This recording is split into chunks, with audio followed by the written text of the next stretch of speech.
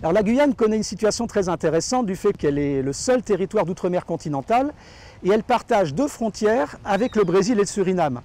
Peu de gens savent en France hexagonale que la plus longue frontière française n'est pas avec l'Espagne mais avec le Brésil. La Guyane est confrontée dans toutes ses frontières à un décalage de niveau de vie extrêmement important et pas simplement sur des questions migratoires mais sur des questions simplement de produits. La Guyane c'est 300 000 personnes, 350 000 personnes au maximum, sur un espace qui est grand comme le Portugal, qui est localement surconcentré. Cayenne, Kourou, Saint-Laurent, c'est vraiment 3 pôles. Et en même temps, c'est un espace très très faible en matière de consommation.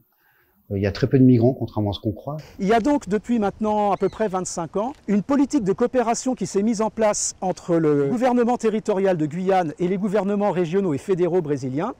Et cette politique est encouragée par les services de l'État, notamment la préfecture, qui met des fonctionnaires à disposition de cette coopération régionale. Et surtout, cette coopération régionale s'étend de plus en plus, puisque partie seulement avec le Brésil, elle s'est ensuite étendue avec le Suriname et avec le Guyana.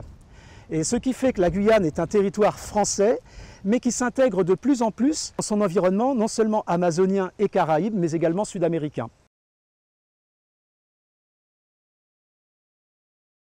Ces atouts, ils sont aujourd'hui plus connectés à l'espace européen et à la question environnementale. C'est le seul espace tropical européen et à ce titre, elle cristallise tous les enjeux autour de ces questions pour les générations futures, pas simplement d'un point de vue scientifique, mais aussi d'un point de vue économique, sur l'articulation entre l'exploitation de ces ressources, qu'elles soient minérales, qu'elles soient végétales, etc., et en même temps la manière de le faire.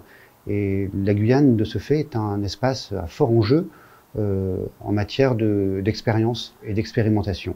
La Guyane connaît, en tant que territoire français, une situation sanitaire bien plus favorable, alors notamment sur le littoral, pas dans les communes de l'intérieur. Mais sur le littoral, par exemple, l'exemple qu'on cite le plus, c'est qu'on peut boire l'eau du robinet. Dans les autres pays, ce n'est pas recommandé. La couverture sanitaire, même si nous manquons d'infrastructures, clairement, mais nous avons quand même une couverture sanitaire et des garanties qui sont importantes puisque nous étions un département français, nous sommes maintenant une collectivité territoriale qui fait que l'État a comme mission d'assurer l'égalité totale avec la France hexagonale. Ce qui évidemment, dû à notre géographie, n'est pas forcément possible, néanmoins les progrès sont énormes et nous avons une situation qui est bien plus enviable que les pays environnants, ce qui d'ailleurs provoque une certaine attractivité de la Guyane et des flux migratoires ou même de réfugiés. Les faiblesses, elles sont dans une gestion en matière de développement.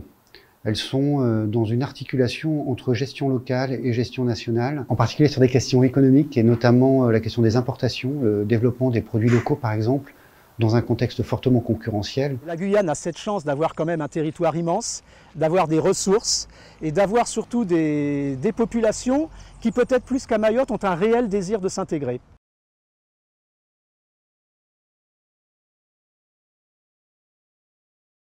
Alors, la Guyane, pour moi, est un territoire en devenir parce qu'encore sous-peuplé. Et même le littoral est trop peu exploité, trop peu peuplé.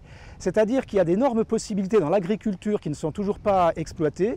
Il faudrait par exemple que l'État cède un petit peu plus de foncier aux communes ou aux particuliers, même s'il le fait. Et comme la Guyane connaît une très forte croissance démographique, il y aura une population qui va devenir très bientôt, qui va avoir un seuil intéressant pour en faire un marché pour les produits industriels, notamment agroalimentaires, fabriqués en Guyane.